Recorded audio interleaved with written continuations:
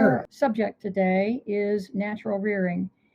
And I'm been watching all morning as much as I can. I do have puppies in the nursery, but I'm really excited to see so many what I would call alternative medicine things being taught. You're talking about using essential oils and things that are not toxic in the breeding programs. And so I want to expand on that, and I want to explain what natural rearing is to you, and give you some tips about how this is going to affect your breeding program. So first, just quickly, let me share my screen with you. Hopefully, can you see my screen? I think hopefully you can see it. So there we go. So here's who I am.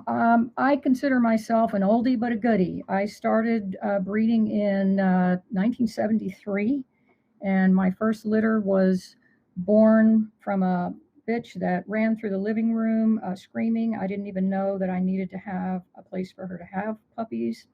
And so things have evolved for me since then. I'm a boxer breeder, and I am beginning to downsize into Boston Terriers. Um, I am what is called a natural rearing dog breeder, and I'm going to explain that here in a second. My program is called Gentry Boxers, Gentry Boston Terrier. Okay. Go back where?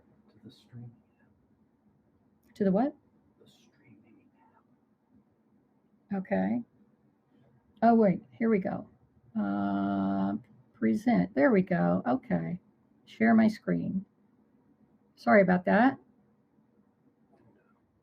Window. And hopefully you're going to get my screen. Whoops. Window. There we go. Okay. No. You didn't click on it. Okay. Sorry about that. So my IT guy is here. He's trying to help me get this. Can you see my screen now?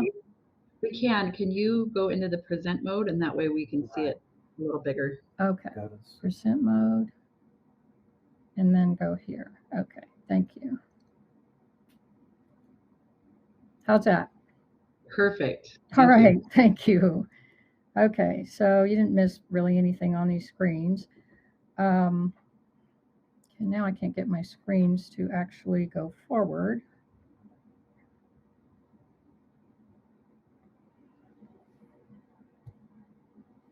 Let's see if we can get that to go forward. Well, okay. Oh, there we go. Does that work? Thank God for an IT guy.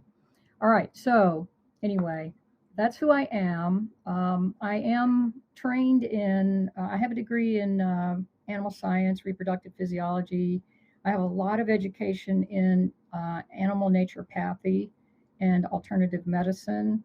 And I am the co-founder of the Natural Rearing Breeder Connection. I do a lot of consulting and mentoring of young breeders. So the goals in this are I want to explain to you what natural rearing is, why it's important, and give you some practical examples that you can employ right now. I want to talk with you about what you can expect if you do decide to embark on a journey to be a natural rearing dog breeder, and how this affects your pricing and your client loyalty, and what your resources are. And so, first, why would you want to do this thing called natural rearing? When I first started breeding, there are a lot of things on this slide that really just didn't exist. We right now we've got about 50% of our dogs that are dying of cancer. Um, we're finding that in my own breed, I was noticing that longevity was decreasing, and it was, I was just observing it. But now I'm beginning to see research that's proving that this is actually correct. Um, I was seeing cancer in puppies that were under a year old. I was seeing dogs with epilepsy, which didn't exist back then. I was seeing dogs dropping dead at 3 and 4 years old, sometimes in people's living rooms in front of their kids with cardiac issues. Um, we've had skyrocketing issues with autoimmune thyroiditis, with weird and abnormal behaviors, with anxiety. Itching is a huge thing.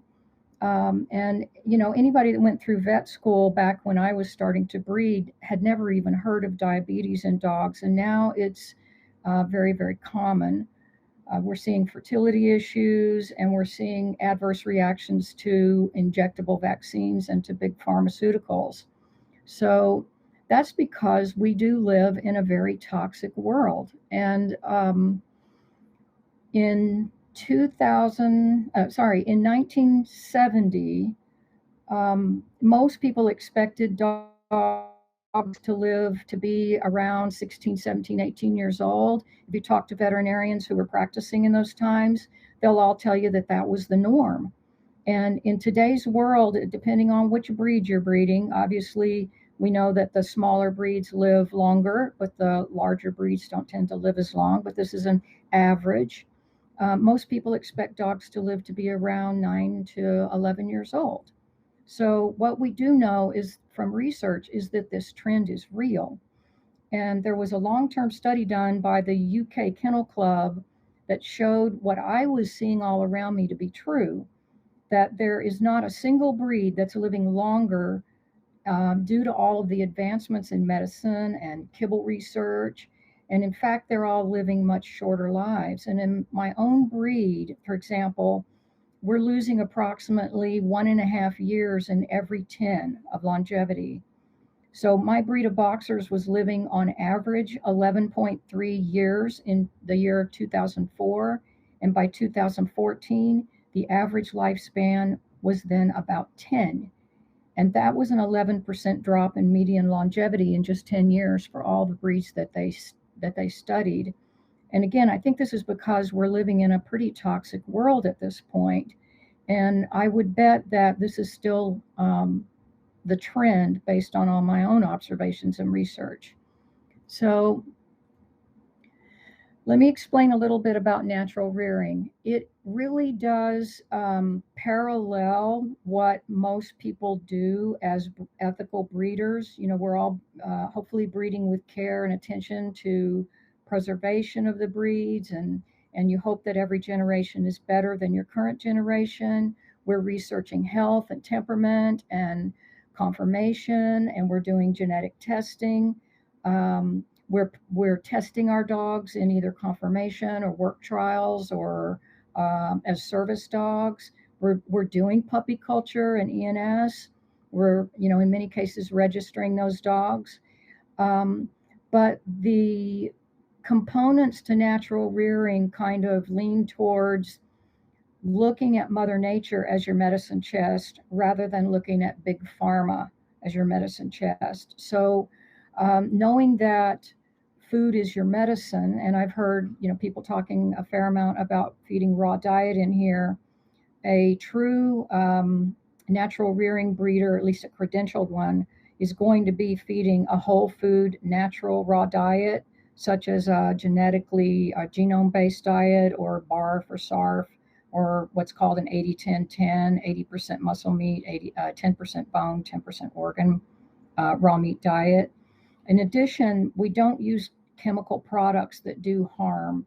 And this is an area where I struggled a lot with, especially I live in Texas, and I was thinking about giving up heartworm medicines, systemic heartworm medicines, but a natural rearing breeder doesn't use those. We don't use commercial flea preventives. We don't use chemical floor cleaners and nursery cleaners that make our eyes burn.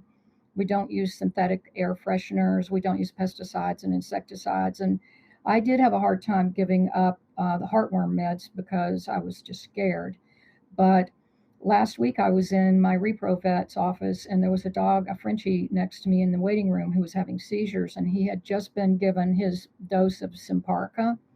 And I have a girlfriend who had a beautiful grand champion boxer that lives near me who gave her a dose of trifexis, and in 15 minutes she was dead. She had a grand mal seizure.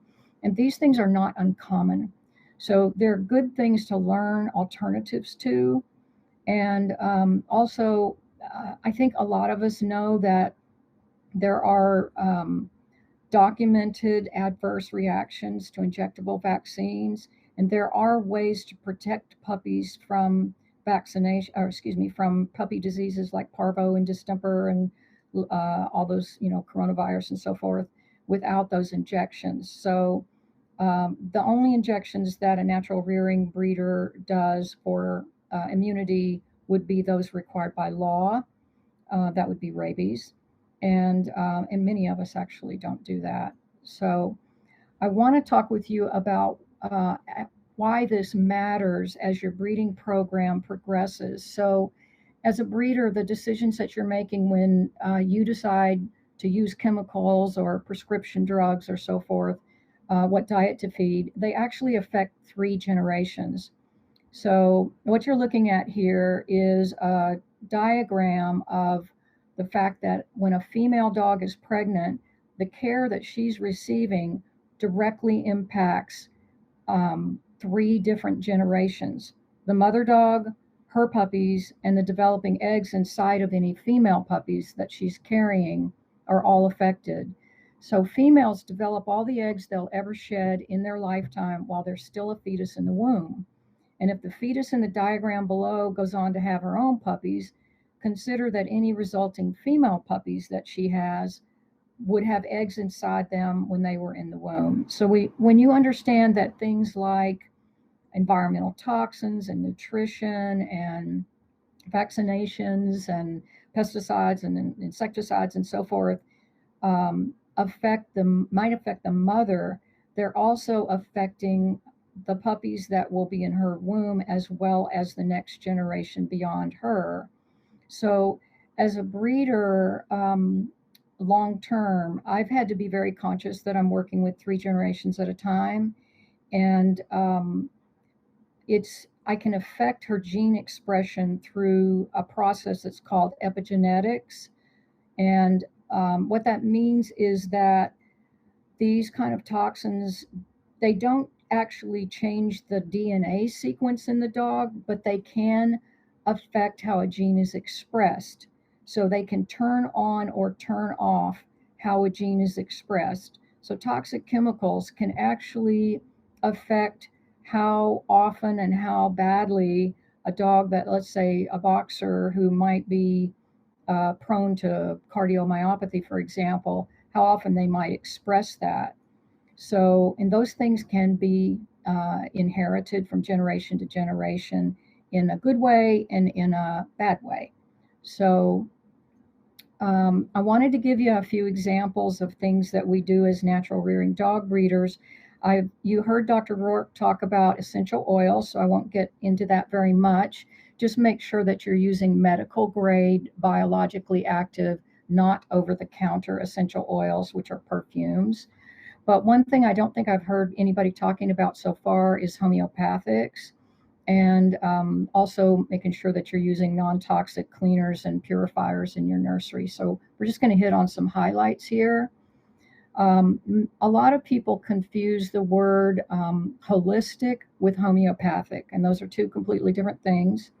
Homeopathics are a system of medicine, and they are both preventive and treatment based depending on symptoms. This is my own homeopathic kit.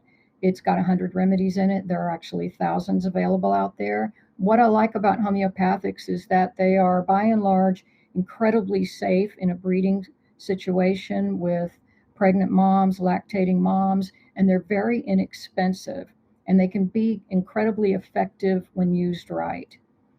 So homeopathic medicine is one of the oldest and most revered medical systems in the world. It was developed during the late 1700s in Germany, and it is widely used in Europe. It's the most most first and second world countries. The medical system of choice for the late Queen of England. We all know how long she lived. It was established in America with the first homeopathic college in Allentown, Pennsylvania in 1835 until Big Pharma was responsible for pressuring practitioners to use more profitable, patentable prescription medications. It has a global popularity that far exceeds its use in the US. In Europe, approximately 40% of all physicians use or refer patients to homeopathics. It's part of the national healthcare system of Germany, Switzerland, the United Kingdom, Greece, Israel, India, Pakistan, and Mexico. And the World Health Organization states that homeopathic medicine is the second most popular medical system in use. There is an accreditation available for veterinarians to learn to use homeopathics in their practices. So we're going to talk a little bit about a few different products that you can use in your breeding program that are completely safe, and they are alternatives to big pharma choices. So I'm going to first talk about fading puppy and also nosodes and some supports for some of the diseases that we deal with. Okay, so nosodes are homeopathics that are actually made from the diseased tissues, and they are made by pharmacies. They are completely safe. They're regulated by the FDA. They've been in use for almost 200 years, and they are diluted and diluted and diluted to the point that there's no actual biological material left in them. They just have the energy or the information about the disease in them. And when they are given to a dog or a person, they help inform the body so that it has the information it needs in case it encounters a pathogen. They're completely safe to give to puppies, and pregnant bitches can be treated with nosodes prior to whelping, and it helps to give immunity to their babies before they're born.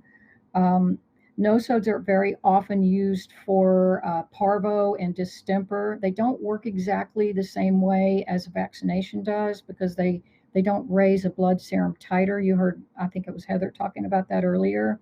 But what they do is they increase the information that the immune system works with so that it's sort of already informed about what to do if it encounters something like parvo.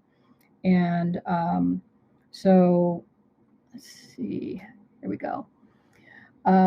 So when you think about whether or not you want to vaccinate your puppies or you want to use something like nosodes, you might want to look at a company like Amber Technologies. They make one of the most widely used and respected herbal remedies for parvo. And their research has shown that vaccinated animals are less likely to actually get parvo, but they are much more likely to die from it than unvaccinated animals. And they incur much larger medical bills for treatment. The unvaccinated animals that have great immune systems, they are more likely to actually get parvo, but they're much more likely to survive and with much milder symptoms. So we do see that in our own breeding program. We've had 3 puppies get parvo after leaving here. These are unvaccinated puppies with strong immune systems who have uh, received nosodes, and they literally went through parvo like it was a cold. You know, they were back home in 24 hours. So we also, I'll also mention a little bit about essential oils. You've heard about it already. I happen to use Young Living oils, but I'm going to give you a couple of them that work well in a whelping situation. Clary sage is a favorite of mine. Well, you can use that topically when labor's not progressing. It stimulates contractions, and it also can decrease milk supply to prevent mastitis if you're weaning your puppies and it looks like mastitis is cropping up. And I belong to the VMAA, it's the Veterinary Medical Aromatherapy Association. I teach for them sometimes, and they accredit veterinarians in the use of essential oils in medicine. So this is a recipe that you might want to take a screenshot of. I developed it based on my own research, and it's called a uterine tonic. I like this because I'd had a few C-sections over the years, and I find this particular recipe very effective in helping to prevent a second C-section after a previous one. So we use it in a VBAC situation, vaginal birth after cesarean. It's also great to use during the last trimester to tone up the uterus to prepare it for the rigors of whelping. It keeps the uterus strong. So this is a mixture of ylang ylang, lavender, geranium, melissa, frankincense, and cistus. We also, this is a picture of my nursery set up with a rover pet. And you'll see I'm using a cleaner there that's called Thieves. It's made from essential oils. I don't use any toxic cleaners. I'm a raw feeder, so this kills E. coli and salmonella. And I don't worry about spraying it and having it hit my puppies. It's very safe. I also have a diffuser running 24/7 that's actually aimed at my nursery, and it's got Thieves essential oil and purification in it. I use Stress Away to help my moms calm down, especially if they're having trouble settling. And I use essential oils and food grade diatomaceous earth for parasite control.